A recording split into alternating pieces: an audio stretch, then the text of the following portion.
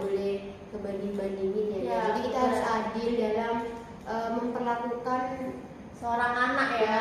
Nggak boleh tuh yang namanya kebanding-bandingin. Nah, ini podcast Check It Out. Hai guys, balik lagi bersama saya Hani Barusa dari Salvia. Gak kerasa ya, udah minggu ke-8 atau minggu yang bisa dibilang memasuki hari-hari dimana kita memulai UTS nih ya. Hari ini kita bakal ngebahas tentang tugas teori sastra. Dan saya gak sendirian nih, saya bersama salah satu bintang tamu spesial ya. Kalian bisa nebak gak siapa? Oke, kita langsung aja ya ke bintang tamunya, yaitu Kak Stefani. halo. Sebelumnya perkenalan dulu nih Kak, siapa tahu penonton di rumah tuh belum kenal Kakak nih. Oke, perkenalkan nama aku Stefani Paulina Aulia Vega. Kalian bisa panggil aku Stefani atau Fani, bisa semua sih. Oke, itu guys, namanya Kak Stefani ya. Kalian bisa panggil Stefani Iya, atau Fani, terserah kalian. Pokoknya jangan panggil saya, siapa tahu tugasnya. Senyaman kalian aja sih. Oke Kak Stefani, gimana nih kabarnya? Apalagi kan kita udah memasuki minggu-minggu UTS nih. Gimana UTS-nya, lancar atau ada kesulitan gitu sebagai maba yang baru masuk? UTS-nya lancar sih, apalagi kan banyak yang daring ya. Ada beberapa yang daring, ada beberapa yang luring. Jadi ya sebenarnya kita have fun aja sih kalau mau menghadapi UTS, gak usah dibawa pikiran sih sebenarnya. Udah gitu aja sih. Oke, untuk mempersingkat waktu nih ya guys, Kak Stefani bisa kasih tahu nggak ke penonton di rumah, kita tuh hari ini tuh mau ngapain sih sebenarnya? Iya, kita mau membahas cerpen. Nah, cerpen ini judulnya tentang kita dan laut nih. Pasti Mbak Hanin pernah membaca juga ya. Pernah. Di sini kita mau bahas kode bahasa, kode sastra, dan kode budaya. Nah, di sini tuh banyak banget ya kode bahasa, kode sastra, dan kode budaya. Pasti Mbak Hanin yang udah pernah membaca pasti udah menemukan lah apa itu kode bahasa, kode sastra, dan kode budaya. Sebelumnya Mbak Hanin udah tahu nggak apa itu kode bahasa, kode sastra, dan kode budaya? Saya sendiri kurang tahu sih ya Kak. Kalau Kak Stefani sendiri bisa jelasin nggak penonton? Karena ya dengan otak saya yang minim ya. Jadi kita langsung tanya aja ke Nggak ada otak yang minim itu, nggak ada. Otak itu semua sama ya. Tergantung sih. Jadi gimana nih Kak, kode sastra, kode budaya, kode bahasa tuh apa sih sebenarnya, bisa jelasin nggak ke penonton?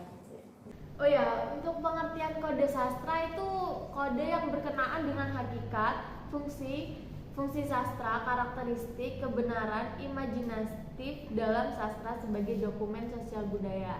Nah, sedangkan kode budaya ini pemahaman hidup, latar belakang kehidupan, konteks, dan sistem sosial budaya kemasyarakatan. Nah, sedangkan kode bahasa itu merupakan konvensi-konvensi yang kompleks berkenaan dengan unsur kebahasaan sebagai sistem, fanda, dan pemberian pesan.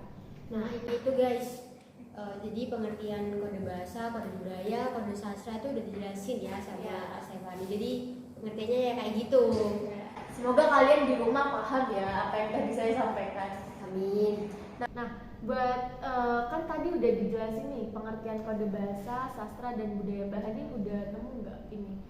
Sebelumnya kita ngebahas apa sih isi tentang cerpennya itu? Oh kita iya, belum ngebahas tuh kan. Oh iya, kita lupa. Jadi tadi judulnya tentang kita dan laut ya kan.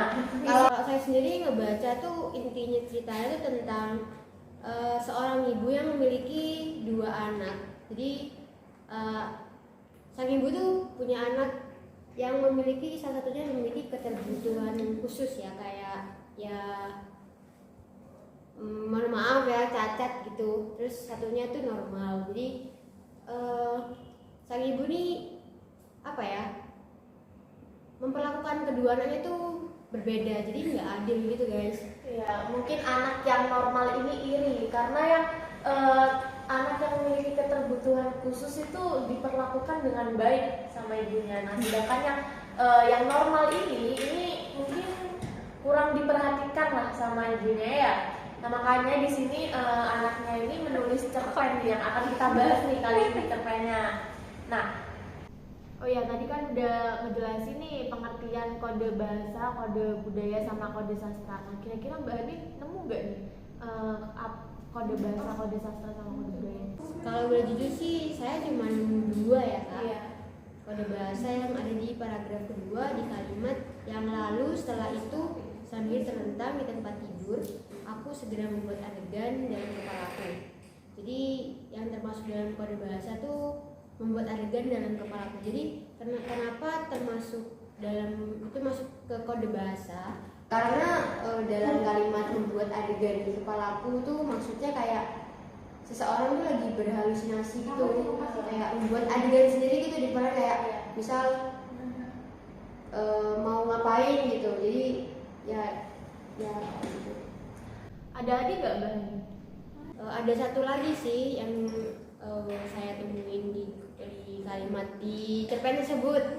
Jadi saya juga nemuin di kalimat tapi tidak pernah lagi pergi ke laut, kataku masam. Jadi yang termasuk kode bahasa itu kataku masamnya yang termasuk kode bahasanya. Karena masam itu maksudnya tuh wajah yang cemberut atau tidak menarik gitu kak. Kalau Kak Stefani sendiri Lumayan banyak sih ya. Jadi di cerpen itu emang banyak sekali kode bahasa, kode budaya, sama kode sastranya. Nah itu mungkin ada di kalimat yang untuk itu kali ini aku tak akan membiarkanmu kembali menjadi perempuan berwajah muram yang dinginnya minta ampun dan menyakitkan. Nah itu ada pada kata dinginnya. Nah itu kata dinginnya itu kayak menunjukkan sikap yang cuek, bukan mukanya yang dingin ya. Bukan, beda. ada ya muka dingin. Bukan. Cokul gitu ya. Nah, ya itu maksudnya tuh kayak dinginnya itu kayak sifatnya tuh cuek, nggak memperhatikan gitu mukanya.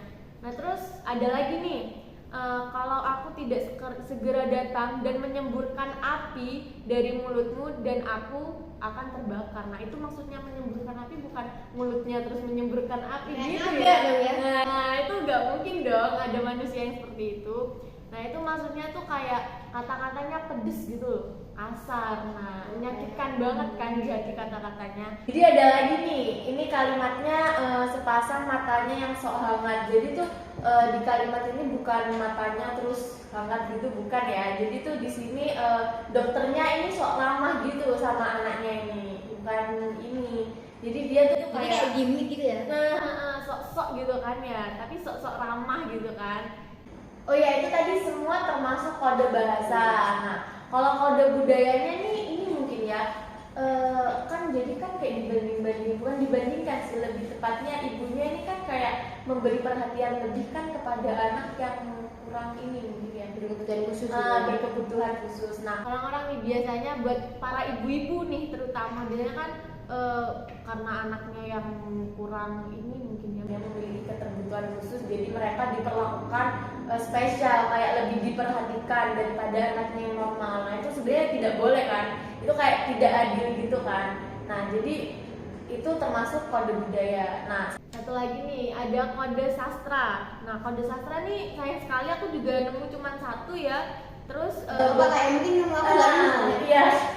Ada sastra ini ada di kalimat aku mencari-carimu, aku berdiri dan mencari-carimu di dinding. Nah itu termasuk majas repetisi. Nah itu di situ karena kenapa kok disebut majas repetisi? Di situ tuh gaya bahasa yang kalimatnya digunakan berkali-kali kayak diulang-ulang terus. Nah itu termasuk majas repetisi. Ya seperti itulah ya penjelasannya kali ini.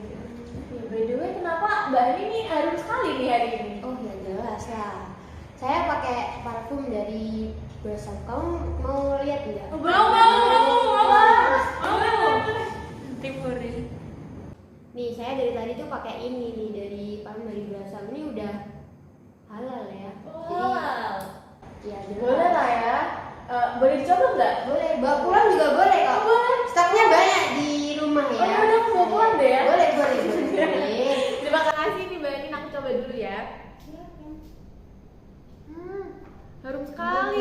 Ini beli di mana? Ya, di Alfamart, di Indomaret tuh di semua toko-toko ada kok. Jadi gampang banget carinya. Murah nggak?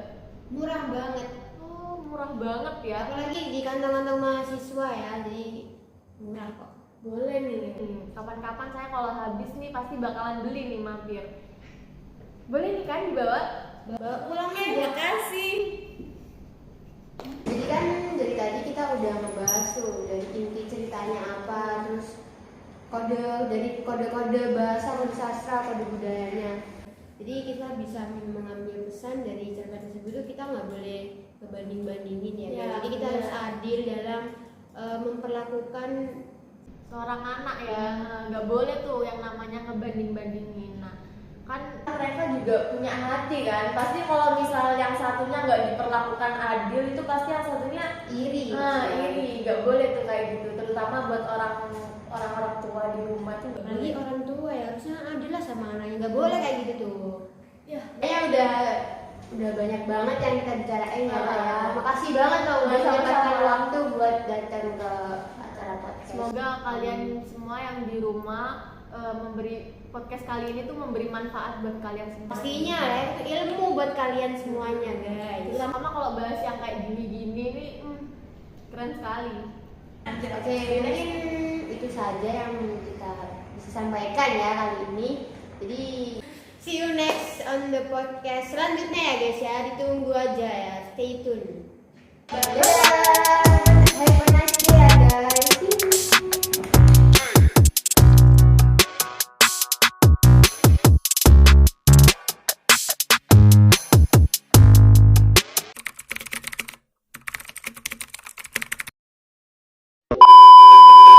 Kita atau orang itu tuh ngebuat adegan kayak berasuk berdah. Pesan-pesan. Gak boleh membanding-bandingkan itu mau. Oh iya. Banding. Siapa nih? Iya mas.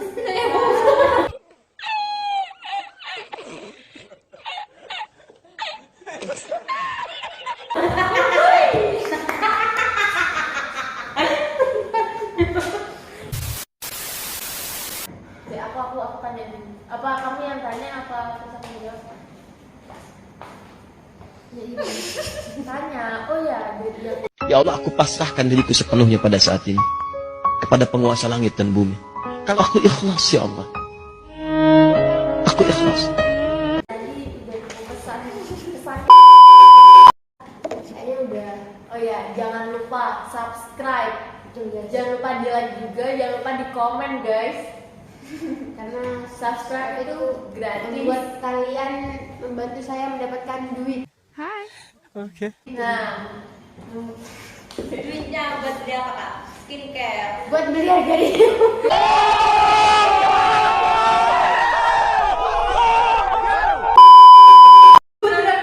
dan sakit kepala. Nenek nomor Sikok bagi dua, tidak naik juga tekan sama-sama sikok bagi dua.